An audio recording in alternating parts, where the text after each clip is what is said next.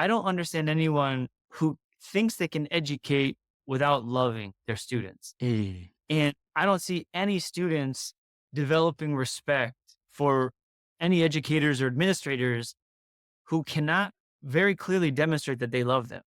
I remember that so well because I was so wrapped up when I first started into behavior modification. I was like, oh my gosh, this is like you're one thing after another. People like pinching each other, people calling each other names or whatever. And I was doing all of that. And I got into this sort of authoritarian role idea that Keith Alexander pulled me aside. I remember one time and said, Tony, you got to come at kids differently. You got to come at students differently. If you want them to have any respect for you, you can't come at them like this authoritarian, like, this is the rules. I've been charged to enforce the rules. And here's the, like, mhm. you got to find your own voice and way to be authentic that actually can give a chance for them earning respect for you. So that was, I would say, the beginning of some of my early thoughts on solidarity with students.